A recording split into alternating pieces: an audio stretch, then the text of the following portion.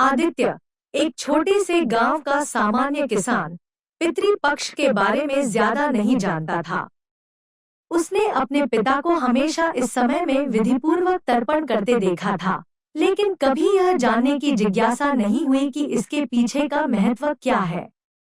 उसके पिता हर साल की तरह पितृपक्ष के दौरान अपने पूर्वजों की आत्माओं की शांति के लिए तर्पण करते थे और आदित्य केवल दर्शक मात्र था।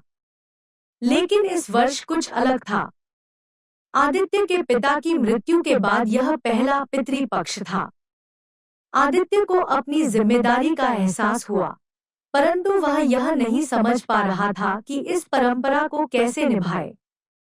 गांव में यह मान्यता थी कि पितरों की कृपा ही गांव की खुशहाली का कारण है और उनके सम्मान में कमी आई तो अनहोनी हो सकती है। एक रात आदित्य को सपने में उसके पिता दिखे। उन्होंने कहा, आदित्य, तुम्हारी जिम्मेदारी अब तुम्हारे कंधों पर है।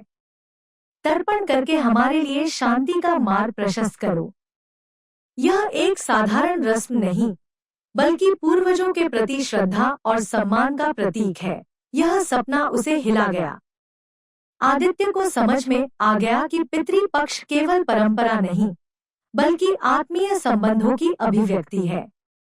अगली सुबह आदित्य ने अपनी माँ से इस सपने का जिक्र किया। माँ ने शांत स्वर में कहा, यह कोई साधारण सपना नहीं है, बेटा। पितृपक्ष में पितर धरती पर आते हैं और अपने वंशजों की श्रद्धा से संतुष्ट होकर उन्हें आशीर्वाद देते हैं। तुम्हारे पिता तुम्हें याद दिलाने आए हैं कि तुम्हारा कर्तव्य अब शुरू हो चुका है। आदित्य उलझन में था क्योंकि उसने कभी तर्पण की प्रक्रिया नहीं सीखी थी। उसकी माँ ने उसे समझाया कि वह पंडित जी से मार्गदर्शन ले सकता है। आदित्य पंडित सोमेश्वर से मिलने गया, जो गांव में तर्पण और श्राद्ध कर्मों के जानकार थे। पंडित जी ने उसे पितरों के महत्व और तर्पण करने की विधियों के बारे में बताया। पंडित जी ने कहा, आदित्य, पितृपक्ष का यह समय विशेष होता है। इस दौरान हम अपने पूर्वजों की आत्माओं की शांति के लिए तर्पण करते हैं। इससे न केवल उनकी आत्मा को शांति मिलती है, बल्कि हमें भी उनके आशीर्वाद की प्राप्ति होती है। यह केवल कर्मकांड नहीं, बल्कि एक आध्यात्मिक प्रक्रिया है। आदित्य ने पंडित जी की बातों को ध्यान में रखते हुए तर्पण की तैयारी शुरू की। उसने उन सामग्रियों को इकट्ठा किया जो तर्पण के लिए आवश्यक थी: जल, कुशा, तिल और पवित्र भोजन। वह अब इस कर्म को पूरी श्रद्धा से निभाने के लिए तैयार था। गांव के बुजुर्गों ने उसे सलाह दी कि तर्पण करते समय मन पूरी तरह से एकाग्र होना चाहिए और पूर्वजों के प्रति श्रद्धा के साथ यह कार्य करना चाहिए। आदित्य ने अपने खेतों से सबसे अच्छा अन्न चुना, क्योंकि उसे विश्वास था कि यह पितरों को संतुष्ट करेगा। वह चाहता था कि उसके पिता और सभी पूर्वजों की आत्माओं को शांति मिले। यह सब करते हुए उसके मन में एक नई भावना जागृत हो रही थी। वह अब इसे केवल एक कर्मकांड नहीं, बल्कि अपने पूर्वजों के प्रति श्रद्धा का सजीव रूप समझने लगा था। आखिरकार तर्पण का दिन आया। गांव के लोग भी इस परंपरा में शामिल होने के लिए आए। आदित्य ने अपने पूर्वजों के नाम से तर्पण किया और गांव में पहली बार उसने अपने पिता और पितरों को पूरी श्रद्धा से याद किया। तर्पण के बाद उसे एक अजीब सी शांति का अनुभव हुआ। वह जानता था कि उसने सही किया है। तर्पण के कुछ दिनों बाद गांव में एक बदलाव महसूस होने लगा। जहां पहले सूखा पड़ा था, अब बारिश होने लगी। फसलें भी हरी भरी हो उठीं और गांव के लोग इसे पितरों की कृपा मान रहे थे। आदित्य के सपने में फिर से उसके पिता आए। उन्होंने कहा, आदित्य, तुम्हारे तर्पण से हम संतुष्ट हैं। यह पितरों का आशीर्वाद है कि अब तुम्हारा जीवन सुखमय होगा। आदित्य ने यह महसूस किया कि पितरों की कृपा ही जीवन की समृद्धि का कारण होती है। उसने गांव के लोगों को भी इस बात का एहसास दिलाया कि तर्पण केवल कर्मकांड नहीं, बल्कि आत्मीयता और श्रद्धा का प्रतीक है। गांव में अब हर पितृपक्ष को विशेष रूप से मनाया जाने लगा। आदित्य की इस भावना ने गांव में एक नई जागरूकता पैदा कर दी। लोग अपने पूर्वजों के प्रति और अधिक श्रद्धालु हो गए और हर साल तर्पण का आयोजन पूरे धूमधाम से होने लगा। वर्षों बीतते गए और अब आदित्य की अपनी संतानें भी बड़ी हो गई थी। उसने अपने बच्चों को तर्पण और पितृपक्ष के महत्व के बारे में सिखाया। उसने उन्हें बताया कि यह एक परंपरा है जो आत्मीयता से जुड़ी है और इसे निभाना हमारा कर्तव्य है।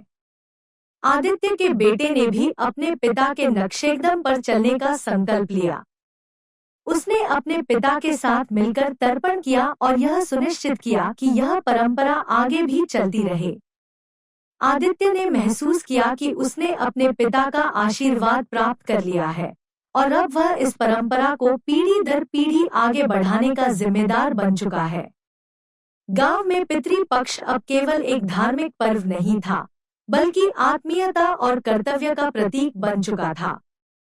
आदित्य के इस योगदान ने गांव के हर व्यक्ति को अपने पूर्वजों के प्रति सम्मान और श्रद्धा जताने का महत्व सिखाया। आखिरकार आदित्य ने अपने जीवन के सबसे बड़े कर्तव्य को पूरा किया और उसे यकीन था कि उसके पितर उसकी आत्मा को आशीर्वाद देते रहेंगे, चाहे वह जहां भी हो। पितृपक्ष के समापन के बाद एक शाम, जब आदित्य अपने खेतों से लौट रहा था, उसे रास्ते में एक वृद्ध व्यक्ति दिखाई दिया। वह व्यक्ति बहुत ही साधारण कपड़ों में था, परंतु उसकी आंखों में कुछ विशेष चमक थी। उस वृद्ध ने आदित्य को बुलाया और पूछा, बेटा, क्या तुम मुझे पानी पिला सकते हो? आदित्य ने तुरंत अपनी लोटा से उसे पानी दिया। वृद्ध ने पानी पीने के बाद आदित्य को ध्यान से देखा और कहा, तुम्हारा तर्पण सफल रहा है, लेकिन अभी तुम्हारे जीवन में एक और बड़ी परीक्षा बाकी है। आदित्य इस बात से अचंभित हो गया। वह सोचने लगा कि यह वृद्ध कौन हो सकता है और उसकी बात का क्या मतलब है। आदित्य ने उनसे पूछा, बाबा, आप कौन हैं और यह कैसी परीक्षा? वृद्ध ने मुस्कुराते हुए कहा, तुम्हारे पितरों ने मुझे भेजा है। तुम्हारी परीक्षा यह है कि तुम पितृपक्ष के महत्व को और भी व्यापक रूप में फैलाओ। तुम्हारा कर्तव्य केवल अपने परिवार तक सीमित नहीं है, बल्कि पूरे गांव और समाज तक इसे पहुंचाना है। वृद्ध की बातें सुनकर आदित्य की आंखों में चमक आ गई। उसने मन ही मन संकल्प लिया कि वह इस संदेश को और भी दूर तक ले जाएगा, ताकि हर व्यक्ति अपने पूर्वजों के प्रति कर्तव्य निभा सके। वृद्ध ने उसे आशीर्वाद दिया और धीरे धीरे अदृश्य हो गया।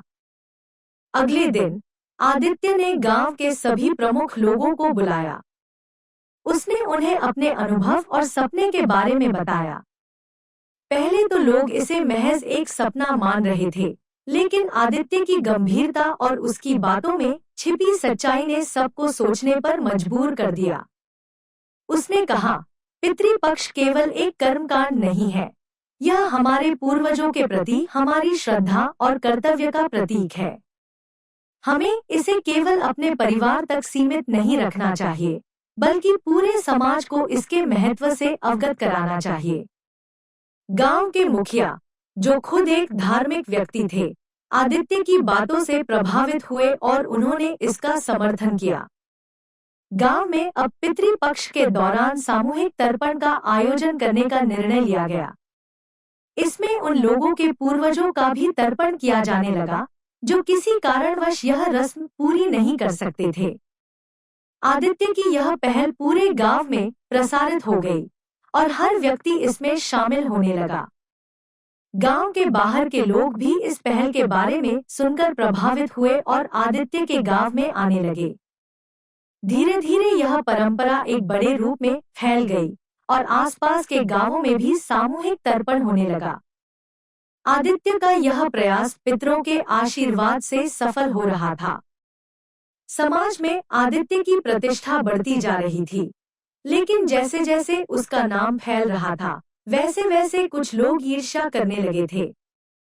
कुछ धनी लोग, जो हमेशा से तर्पण को महज दिखावा मानते थे, आदित्य की इस पहल से असहज हो गए। उन्होंने सोचा कि आदित्य का यह प्रयास उनकी प्रतिष्ठा को कम कर सकता है, क्योंकि अब लोग धन दौलत के बजाय सच्ची श्रद्धा और सेवा को महत्व देने लगे थे। एक दिन गांव में एक बड़े व्यापारी ने आदित्य के खिलाफ झूठी अफवाहें फैलानी शुरू कर दी। उसने लोगों को यह कहकर भड़काने की कोशिश की कि आदित्य केवल अपने स्वार्थ के लिए यह सब कर रहा है और उसकी मंशा लोगों को भ्रमित करने की है। लेकिन आदित्य के सत्य और निष्ठा के सामने ये अफवाहें ज्यादा देर तक नहीं टिक सकीं। गांव के लोग आदित्य की सच्चाई और उसके योगदान को समझते थे, इसलिए किसी ने इन अफवाहों पर ध्यान नहीं दिया। आदित्य ने धैर्य से इस संकट का सामना किया और अपनी श्रद्धा और निष्ठा से लोगों का विश्वास बनाए रखा। उसे पता था कि सच्चाई हमेशा जीतती है, और यही हुआ। लोगों ने व्यापारी की चाल को समझ लिया और उसे गांव से बाहर कर दिया। कुछ समय बीतने के बाद आदित्य के जीवन में एक और चुनौती आई। गांव में एक भयंकर सूखा पड़ा और लोग परेशान हो गए। कई दिनों से बारिश नहीं हो रही थी और फसलें बर्बाद हो रही थी। गांव के लोग आदित्य के पास आए और कहा, तुम्हारे तर्पण के कारण ही गांव में सुख समृद्धि आई थी। अब सूखे के कारण हमारी सारी मेहनत बेकार हो रही है। क्या तुम्हारे पितर हमारी मदद नहीं करेंगे? आदित्य ने उन्हें सांत्वना दी और कहा, पितर हमेशा हमारी सहायता करते हैं, लेकिन हमें भी धैर्य रखना होगा। उनकी कृपा हम पर है और हमें विश्वास रखना चाहिए कि सब ठीक होगा। आदित्य ने गांव के लोगों के साथ मिलकर विशेष तर्पण का आयोजन किया और पितरों से प्रार्थना की कि वे गांव पर अपनी कृपा बनाए रखें। तर्पण के बाद एक रात अचानक बारिश होने लगी। गांव के लोग इसे पितरों की कृपा मानते हुए आदित्य के पास आए और उसे धन्यवाद दिया। फसलें फिर से हरी हो गईं और गांव में खुशहाली लौट आई। आदित्य की उम्र अब ढल रही थी, लेकिन उसकी निष्ठा और श्रद्धा में कोई कमी नहीं आई थी। उसने अपने बच्चों को तर्पण और पितृपक्ष के महत्व के बारे में विस्तार से सिखाया। उसने अपने बेटे को अपना कर्तव्य निभाने के लिए प्रेरित किया और कहा, हमारा जीवन केवल हमारा नहीं है, यह हमारे पूर्वजों का आशीर्वाद और उनकी देन है। हमें उनके प्रति हमेशा आभारी रहना चाहिए और उनकी आत्माओं की शांति के लिए अपना कर्तव्य निभाना चाहिए। आदित्य के बच्चों ने भी इस परंपरा को आत्मसात किया और इसे आगे बढ़ाने का संकल्प लिया। आदित्य ने अपनी जीवन यात्रा के अंतिम पड़ाव पर संतोष महसूस किया। उसने अपने पितरों का सम्मान किया और गांव को एक नई दिशा दी, जिसमें श्रद्धा, निष्ठा और कर्तव्य का महत्व सबसे ऊपर था। आखिरकार आदित्य ने अपने पितरों का आशीर्वाद प्राप्त कर एक शांति भरे जीवन का अंत किया। गांव में उसकी स्मृति हमेशा जीवित रही और उसकी परंपरा को उसकी संतानें और गांव के लोग पीढ़ी दर पीढ़ी आगे बढ़ाते रहे।